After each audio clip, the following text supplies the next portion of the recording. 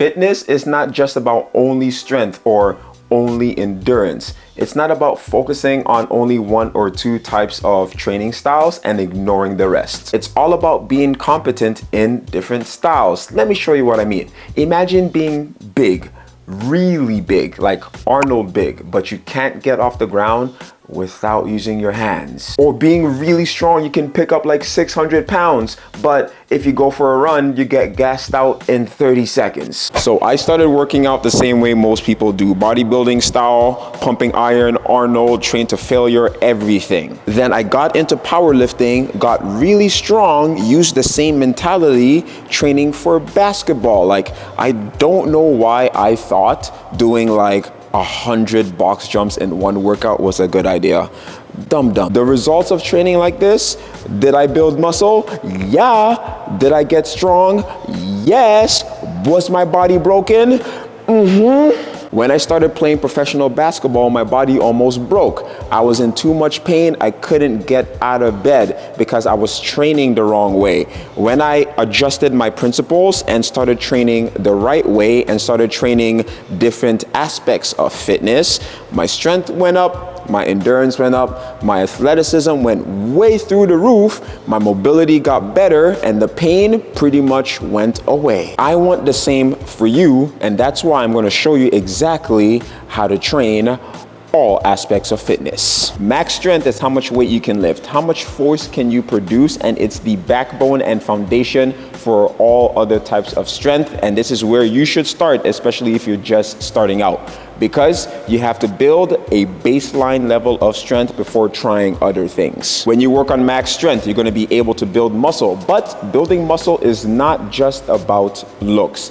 It's about building resiliency to injury, priming your body for harder challenges later, and maintaining your youth as you age, because one of the things that decreases as you get older is type 2 muscle fibers. So you have to get strong as hell to maintain as much of them as possible. Now, coupled with max strength is relative strength, which is how well you can lift yourself, because deadlifting 500 pounds is useless if you can't even do a pull-up. The most important principles to remember when trying to build strength is progressive overload, meaning over time getting stronger and stronger, and mechanical tension, as in training till failure. For example, let's say you're doing 10 reps.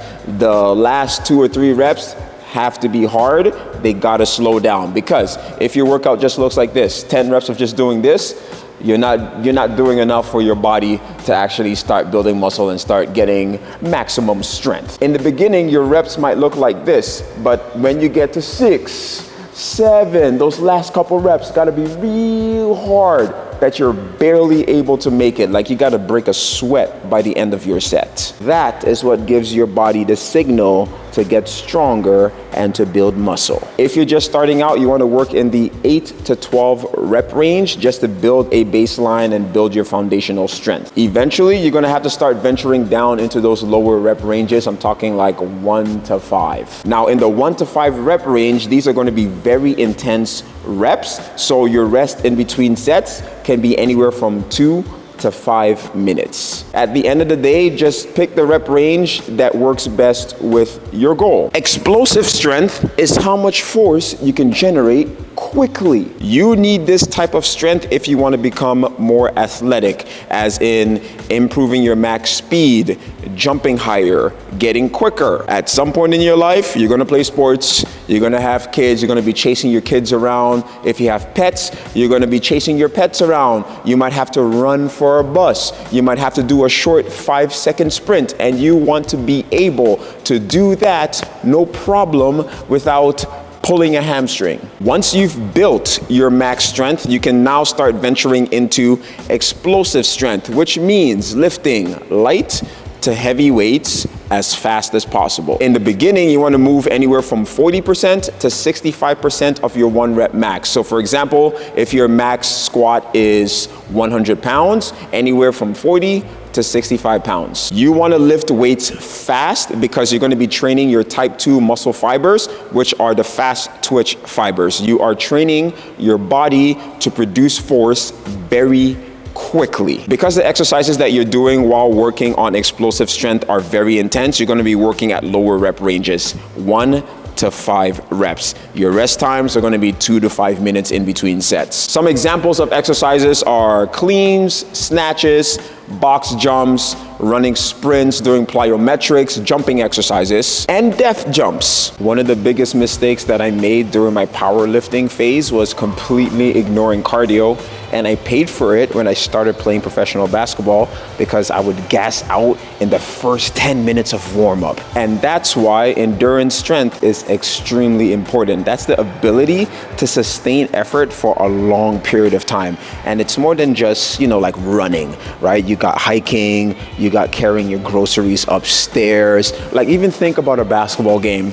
You're running, you're sprinting, you're cutting side to side, you're jumping, and you got to be able to maintain that for an hour.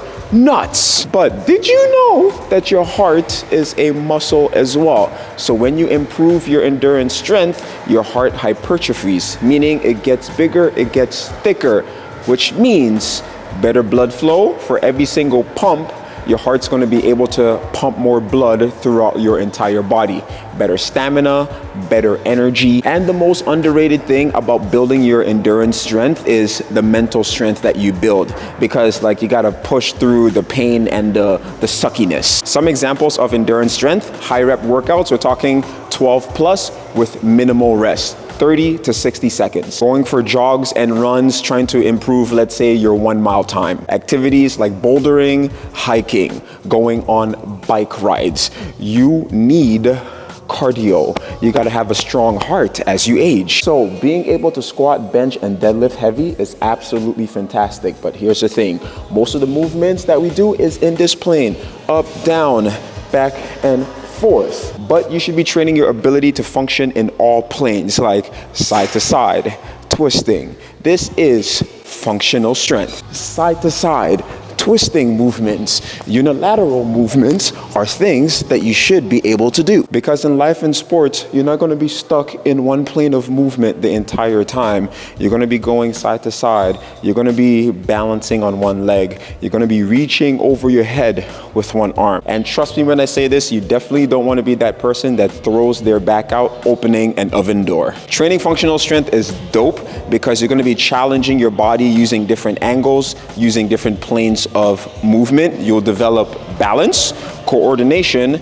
and core strength. Some example exercises of this are things like farmer's carries, single arm shoulder presses, plank, and shoulder taps. Because being strong is great, but you also want to be strong at different angles too. The number one thing that made the biggest impact in my life and affected how well I was able to move without pain: mobility, working on your joint strength. Because being strong is great, but can you get on and off the floor without any pain or assistance?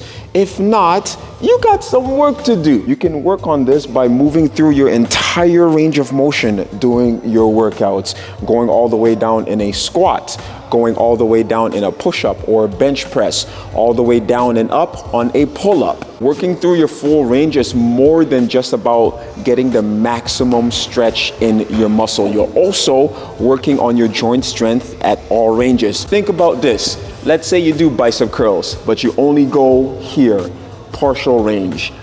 Anytime that you expose your body to anything out here, the chances of injury increase because you're only strong here, weak as hell over here. So when you do your workouts, if you're doing a bicep curl, all the way up, all the way down. Because when you work in your full range of motion, you're training your body to be able to handle forces through an entire range. So the chances of injury goes down. And if you do get injured, your recovery is faster because your body is used to that range. So we talked about a lot, but the main question now is, how the heck do I put all of that in one workout? Because there's no way I can work on all that in, let's say, 1 hour.